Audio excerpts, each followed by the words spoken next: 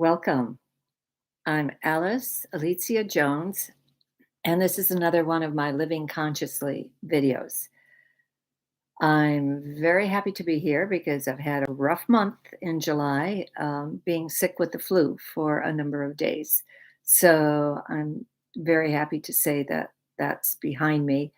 And today's topic is not probably as well known as it should be or could be. So I'd like to bring it forward. This work is all on archetypes. And it's the work of Carolyn Myss, who is the author of Sacred Contracts. And Myss, even though it's pronounced Mace, like Mace, it's spelled Myss.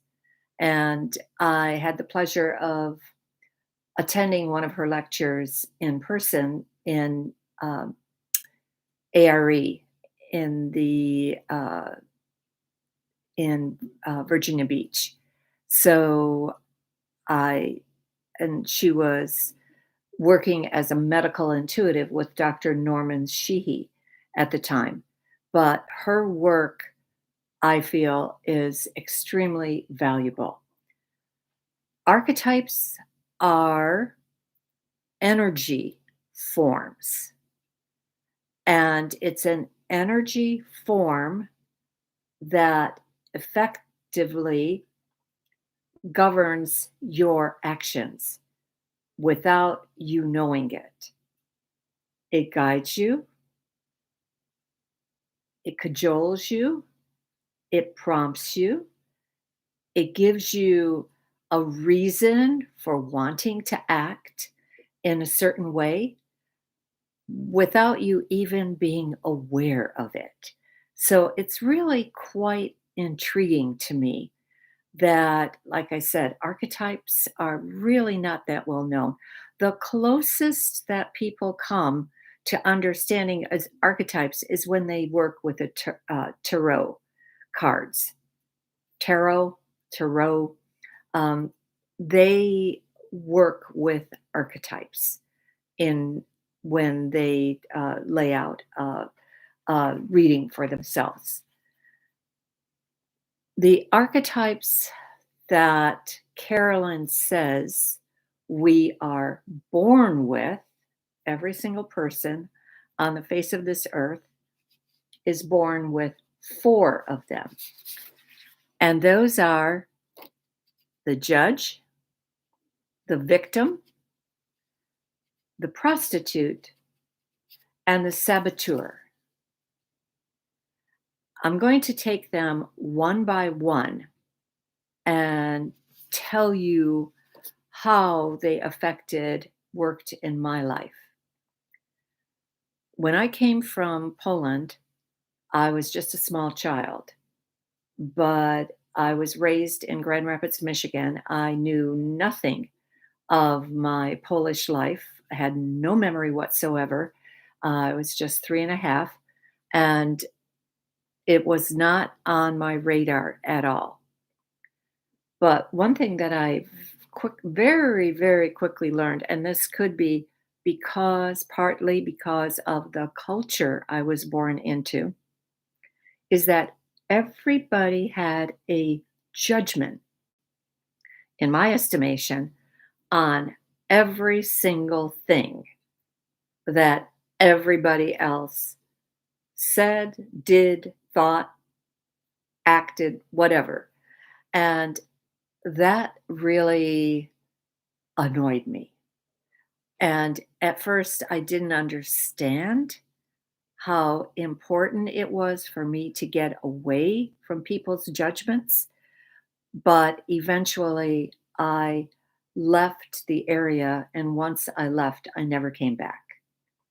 I graduated from the University of Michigan and in Ann Arbor, Michigan. So didn't move far to go to college. But between my junior and senior year, I married. I married a man I only knew 3 weeks.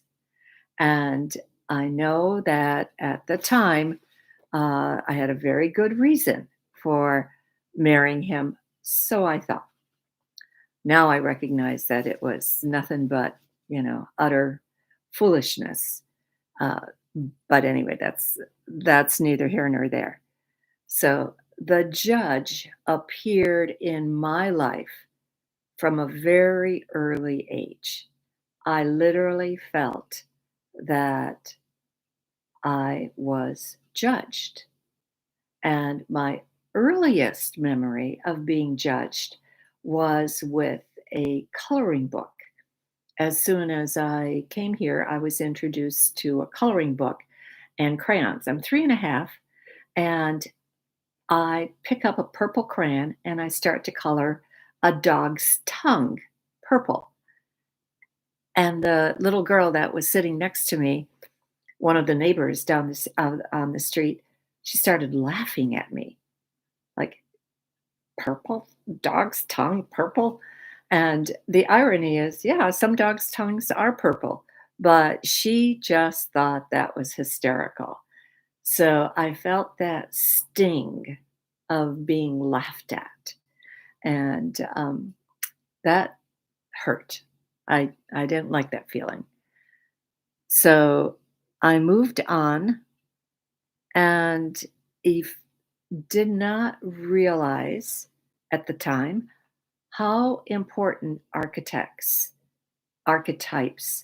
are in your life and how they work in your life because I really didn't know anything about this until my, I'm going to say, 40s.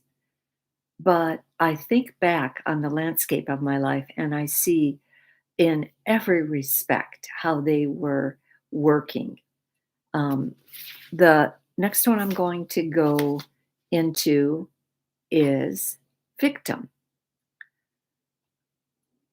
Very, very quickly after I married, within 3 weeks, my husband wanted out of the marriage.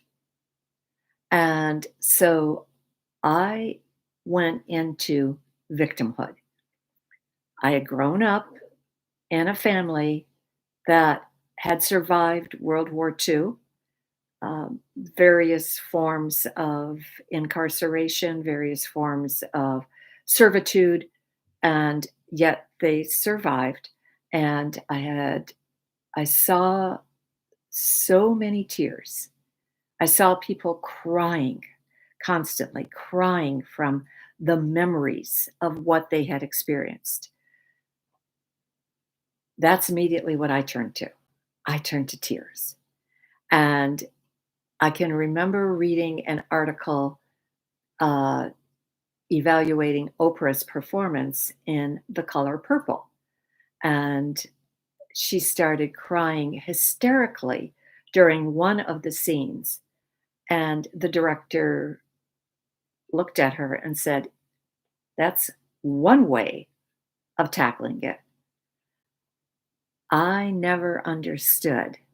Once I went into the mentality of victimhood, because of what I had experienced, especially a grandmother who whose husband had left her with 4 children to raise, no means of support, no, and pregnant with the fifth child. The fifth child lived 2 weeks and then passed. Just, she didn't have enough nourishment to keep it alive. But she recognized very quickly that if she were to exhibit her victimhood, somehow or other, people would take pity on her and give her children food or take care of her children. And one by one, each child had like a patron that adopted them. In my mother's case, it was Mrs. Prochnitska. And so she spoke so fondly of Mrs. Prochnitska up until the practically her last breath. The fact that she survived because of the fact that she got fed. by uh, this woman who fed her, who clothed her, made sure that she had proper clothing to go to school with, and who sent her this magnificent bouquet of ferns and white lilies for when she married. Um, I but I turned to the same exact expression. I turned to tears instead of calculating what is happening in my life. My husband doesn't want to stay married. It's 3 weeks into the marriage. I had only known him for 3 weeks, so now I've known him for 6 weeks. And instead of thinking that, "Oh, I have a choice. I can go home. I can get the marriage annulled," um, that I did everything in my power to stay in the marriage, to appease him, to do whatever it took to make him happy, which ended up compromising myself in many, many, many respects. So, anyway, I quickly learned to become a victim. And, like I said, I had great examples from my own family. Then, as I grew older, I recognized, but many, many years later, how a saboteur works in your life. We are all given opportunities. We are all given many chances of making it. We come to a crossroads, we have a decision to make. One decision will lead us in one direction, and generally a direction that will give us um, fortuitous results, and another decision will lead us to sometimes disaster. So I recognized that many, many times I had a saboteur play out in my life. Who was the saboteur? Me. The archetype, though, took whatever rationale I brought forward for the um, for the action, to justify the action, and but the saboteur won, and effectively my life lost. This will be, if you look over the landscape of your life, you will recognize what junction points you came to where you had choices to make. And the choice could have been this direction or it could have been this direction. And the direction that you chose ended up being a disaster for yourself. So I agreed with those three. When it came to prostitute, and I recoiled. My immediate reaction was, there's no way I was in any way, shape, or form had a prostitute guide me. And it took a couple of years, maybe 10 or so, before I fully recognized that every single time I came to a junction point where I again could exercise and own my own power, but didn't. I was a prostitute. I allowed somebody else to control the direction of my life, to control the decisions that I made. Again, getting back to that first marriage, yes, did it survive for 6.5 years?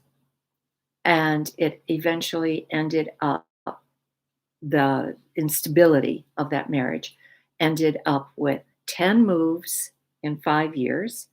The final move was to Virginia, and that is where I met the man who became my second husband. But the beauty of it is that spirit had my back. It didn't matter that I got from a place of insanity to a place of stability in my life. Um, I'll just give you an example of something that I did to help me feel as if I could hold on to my sanity when I felt everything around me was insane. During our the somebody along the line had given me a martini mixer with a glass straw, and so every time we moved, I wrapped that glass straw in uh, layer after layer after layer of bubble wrap. And I sealed it real tight and uh, just had this crazy idea that if I could keep that glass straw from breaking, I wouldn't break. It went hand in hand. And so the last three moves, maybe even the last four moves, I realized, why even unwrap the glass straw? Just keep it wrapped because I was going to be moving. It was obvious that I was going to be moving again. And so the last move to Virginia, it was only after I met my second husband that I unwrapped, or the man who became my second husband. And after our marriage, did I unwrap that glass straw? And I looked at it and I looked at that martini mixer and I said, I don't have to keep this anymore. The one thing that I got from my second marriage was stability. The one thing my uh, second husband absolutely did not want to do was to move because he had been raised by a father who just kept, because of his job, kept moving up and down the East Coast. And because he was a railroad executive. And so it was interesting how I went from a period of complete instability to a period of stability. Um, I'm going to cover the remaining some remaining archetypes next time because I don't want these to go over 20 minutes. It's kind of everybody's limit of how much extra time they have to share uh, on everything. But some of the archetypes, one of the archetypes I'm going to cover that I was given by spirit was keeper of secrets. According to Carolyn, we are born with four, but we choose eight. So we choose the others to be the ones that we work with. And I know I sat down with her list and I kind of thought, oh, this is interesting. Oh, this is interesting. This is interesting. But spirit in the middle of the night woke me up and kind of threw out four of the ones I had chosen for myself. And at the top of the list, they put keeper of secrets. And the irony was that this was prior to my becoming uh, even willing to talk about what interested me in the spiritual realm. So I thought, well, that's a really neat archetype to have, keeper of secrets. Um, some of them, and I'll go over. Uh, I'll see how. And again, I like to talk from personal experience. So some of the other archetypes are hero, trickster, wounded child, healer, pirate, servant, master, king, warrior. So I'll see what comes forward for me to cover, but just know that the four that you have that you are born with are judge, victim, prostitute, and saboteur. Those accompany you throughout your life, and it would do you well to sit down and see how those have shown up in your life. This is introspection is always terrific. It's through introspection that we grow. Because my understanding is if you don't learn it here, you don't learn it when you cross over. So the more you can learn here, the better off you are. And that's why I call my video Living Consciously. And that's why I called my book Own Your Power, which is a book of meditations, 2 a day. You read 2 pages a day, approximately, and sometimes one, sometimes three. So, anyway, I thank you for being here, for watching. If you have any additional questions, any additional comments to make, or I know next week I'm also teaching a channeling class. It's the only space I have left now is on Zoom.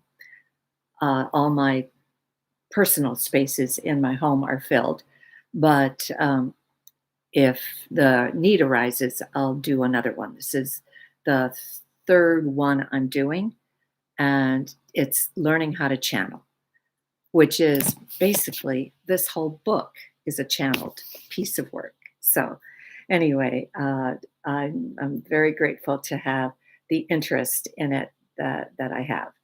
And if you need further information, my website, ALICJA, AliciaJones.com. That will get you into everything that I do. I thank you for being here, and I will see you within 7 days.